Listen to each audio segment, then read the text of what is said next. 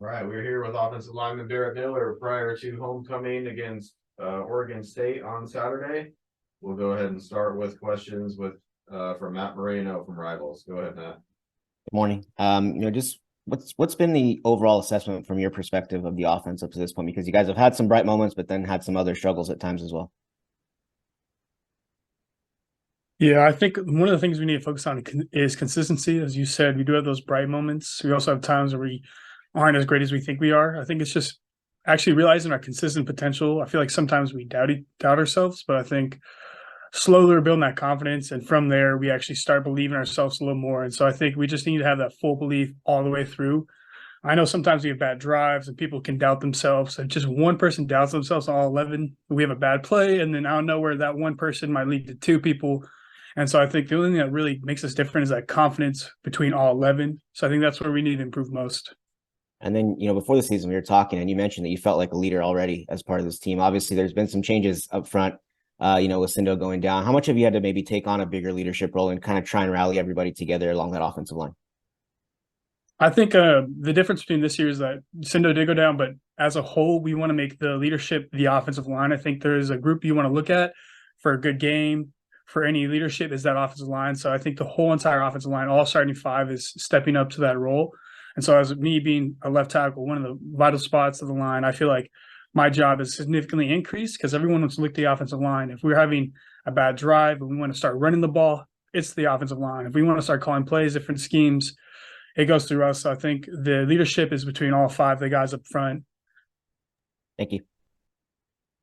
All right, we'll go to Kenzo Fukuda from the Daily Cal. And Kenzo, if you have a follow-up, you can go ahead and ask that. Awesome. Thank you.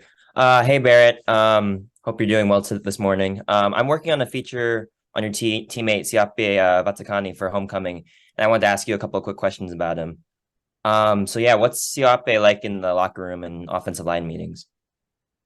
I think definitely I love Vati so much. He is I think the youngest one on the line so far. We do have Matthew Wyckoff, who's also can take part in being the youngest, but I think Vati being where he is at right guard, I don't get to see him too much, but I felt like growing strong with him. He's a really down-to-earth guy, and I think he's strong, physical. I see so much potential in him, and so I think when I leave, I know I'm going to keep watching him all the way through, even if not in the NFL, but if it is, I'm going to watch him play on Sundays as well. So overall, I'm just glad he's here. He's a very chill. I think someone I need to recenter my mind, actually just take myself away from the anxiety or maybe something I did bad. I talked to Vati. He's always there with a calm demeanor.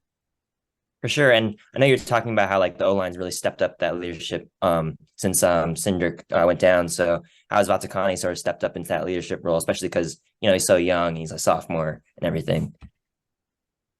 I think definitely he stepped up so much. I think all five people, we made it sure that Vati is appreciated as much as the others, even though I might be a fifth year and we have other older guys on the line. I think Vati really took this time to really develop a leadership position, take skills from Sindo, from all the other guys. And I think he's probably going to be a better version of all of us because he's seen the older guys too and know where he's put in a position to start acting on his leadership skills. So he's taken things from what he's seen from Brian, from his right tackle, TJ, and me, and actually become what I believe is going to be a better leader next year for us.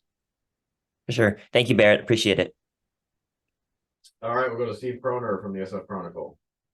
Yeah, Barrett, good morning. You mentioned about confidence. I would think, obviously it's hard to measure, hard to define, but you're playing 5 straight games against ranked teams. I'm sure you guys know that. And on one level, that could be intimidating. But I think the mindset you got to have is, hey, look, we played Auburn and should have beaten them. And Auburn just played the #1 team in the country and very well could have beaten them. Do you guys talk about kind of the transitive property of football in trying to build your confidence, or does that not need to be said? There is times that we do look at it. I feel like if I doubt myself sometimes, I had a great game against Auburn and see where they are now. But I think as a team majority, I think what we need to be is so future oriented because we do have 5 ranked teams. We're playing Oregon State this weekend and we play Utah. So it is pretty overwhelming. And so I feel like we can sometimes differ off the track, but it's so vital to put almost every single ounce of my time into the opponent this week that I find it hard to be like, Oh, we had a great against Auburn. Auburn just played Georgia, and so we can compare some. It's hard to really track when I'm just saying Oregon State runs a tight defense. I need to look at for this certain blitz, and I got to be ready for this because we have a ranked opponent coming to our home stadium, homecoming, and so I find it a little hard to track. But I do sometimes in my own stir, I do say those things to myself. But as a team, where it's all just future oriented, who we're playing this week. Great. Thank you. All right, next question will come from Jeff Ferrato from Cal Sports Report. Hey, good morning, Barrett. How you doing? I'm good. How are you? Good. Can you talk in a little bit more detail about what you see from the Oregon State defense, what makes them so effective, especially against the run? And is that going to be a big challenge for you guys? Because I think they allow like 67 yards a game and about 2.3 yards per carry. Yeah, I think one of the most challenging things is their defensive line, even their whole entire defensive core is a stout group of individuals who play hard. And I think this game is going to be one physical one. I think Coach Wilcox told us at the very end of practice that this type of games, we're going to strap our chin straps just 1/4 inch tighter because we're going to go double down the run and play harder. Because I think this is a great matchup we've been wanting, is something to really contest our run. And we totally believe in ourselves. This is a great group of guys, and Oregon State is one of the teams that if we can prove we can run against them, there's no one I believe in the conference that could stop us and run. Thank you.